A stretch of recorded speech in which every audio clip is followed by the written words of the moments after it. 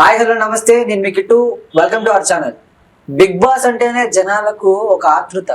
ఎప్పుడెప్పుడు సీజన్ మొదలవుతుందా, ఎప్పుడెప్పుడు ఏ కంటెస్టెంట్స్ వస్తారు, ఎలాంటి సెలబ్రిటీస్ రాబోతున్నారు, ఇన్స్టా ఇన్ఫ్లుయెన్సర్స్ వస్తారా, లేకపోతే యూట్యూబర్స్ వస్తారా, లేకపోతే హీరోయిన్స్ వస్తారా, సీరియల్ వాళ్ళు వస్తారా, ఇలా అనేకమైనటువంటి ప్రశ్నలు జనాల లోపల వాళ్ళ మైండ్ లో ఉంటాయన్నమాట.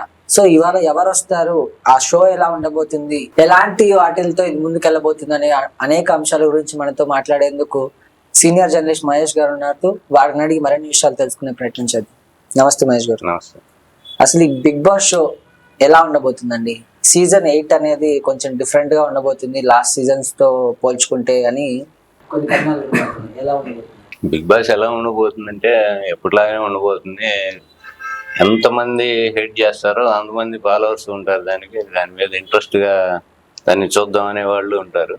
కానీ టోటల్ బిగ్ బాస్ మీద అయితే ఎంత నెగిటివిటీ ఉందో అంత పాజిటివిటీ కూడా ఈ జనం ఎంత చూస్తున్నారో దానికి అంత పబ్లిసిటీ ఉంది, అంత క్రేజ్ ఉంది.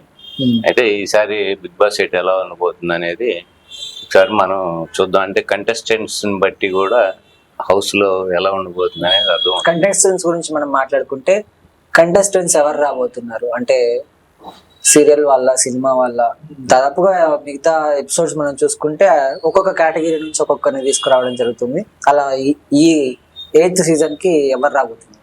ఇప్పుడు బిగ్ బాస్ 8 సీజన్ లో ఇప్పుడు ఇవాళ 31st ఇవాళ నైట్ కే కొంతమంది కంటెస్టెంట్స్ ఎంటర్ అవడం జరుగుతుంది. అది 31st ఇవాళ నైట్ కే అది స్టార్ట్ చేస్తారు. వరుసగా ఒక్కొక్క గెస్ట్ లోపలికి వస్తారు. రేపు 1వ తారీఖుకి మొత్తం గెస్టులందరినీ పిలుస్తారు. అయితే మనకి తెలిసినంత వరకు మొదటి విష్ణుప్రియ యాక్టరు, సినిమాల్లో కూడా యాక్ట్ చేసింది ఆమె ఒకటి కంటెస్టెంట్స్. 100% ఎంటర్ అవుతున్న వాళ్ళు మనకి తెలిసిన వాళ్ళు. తర్వాత అభిరామ్ వర్మ అని అతను చిన్న సినిమాలు హీరోగా చేశాడు, అతను ఒకతను. తర్వాత బెజవాడ బేబక్క అని ఆమె ఇన్స్టాలో ఫెమిలియర్, చాలా మంది ఫాలోవర్స్ ఉన్నారు ఆమెకి. ఓకే.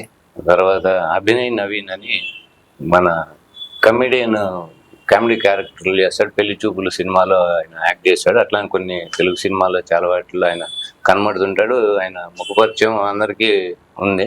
ఓకే. తర్వాత కిరాక్ సీత అని ఇంతకుముందు ఆమె ఇంకో వ్యక్తితో కలిసి ఈ బిగ్ బాస్ మీదే ఆమె ఇవి వీడియోస్ చేసి పెట్టేది. ఆమె ఈసారి ఎంటర్ అవబోతున్నారు. ఈమె బేబీ అనే సినిమాలో కూడా యాక్ట్ చేశారు. ఓకే.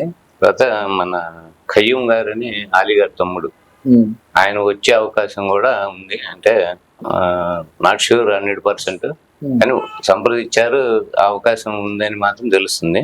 తర్వాత విస్మశ్రీ అని ఆమె ఇన్స్టాగ్రామ్ లో ఫెమిలియర్ బాగా.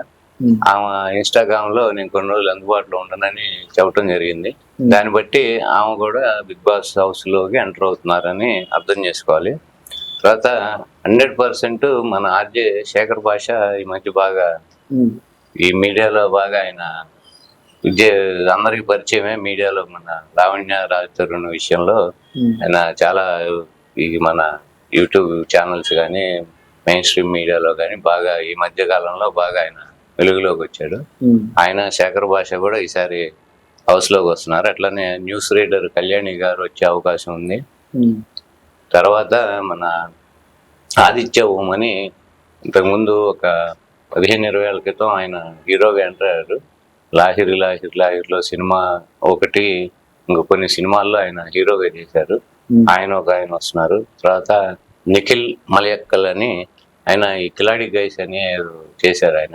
ఆయన కొంచెం ఎంటర్టైనింగ్ గా ఉంటుంది, ఆయన యాటిట్యూడ్ కానీ అది. ఆయన ఒకళ్ళు వస్తున్నారు.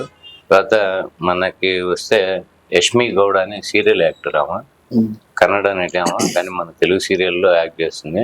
అందరికీ ఆమె పరిచయమే బాగా. ఇది పోతే వైల్డ్ కార్డ్ ఎంట్రీతో కొంతమంది ప్రముఖులు వచ్చే అవకాశం ఉంది. వాళ్ళల్లో మన రాకేష్ అని జబర్దస్త్ లో ఆయన ఫేమస్, ఆయన ఒకళ్ళు. తర్వాత ఇంద్రనీల్ గారు ఒకళ్ళు వైల్డ్ కార్డ్ ఎంట్రీతో వచ్చే అవకాశం ఉంది. అలానే టేస్టీ తేజ, ఆయన కూడా ఇంతకు ముందు బిగ్ బాస్ హౌస్ లో ఉండి ఒక 1 వీక్ ఉండి వెళ్ళిపోయారు.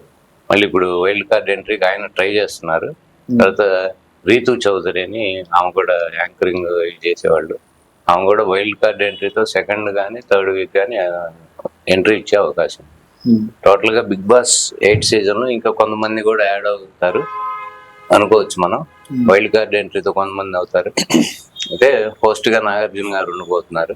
టోటల్ గా బిగ్ బాస్ 8 ఎలా ఉండబోతుంది అనేది కొంచెం ఈ చూస్తే వచ్చే కంటెస్టెంట్స్ బట్టి చూస్తే కొంచెం ఇంట్రెస్టింగ్ గానే ఉండేట్టు.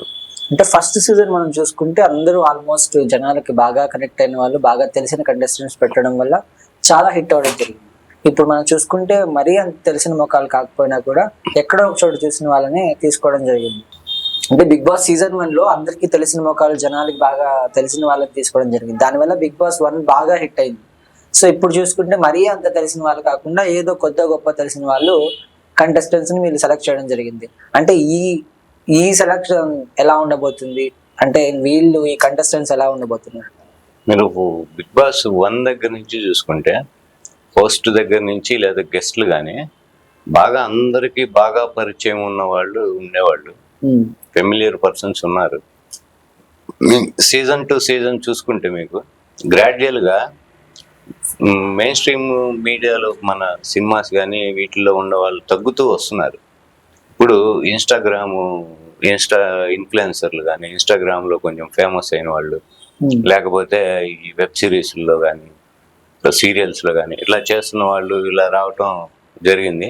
తర్వాత మన మీడియాలో కూడా రిపోర్టర్స్ కానీ ప్రెజెంటర్స్ గా చేసిన వాళ్ళు వాళ్ళని కూడా తీసుకురావటం. ఇప్పుడు గ్రాడ్యువల్ సీజన్ 8కి వచ్చేటప్పటికి అంత స్టఫ్ లేకుండా పోయింది.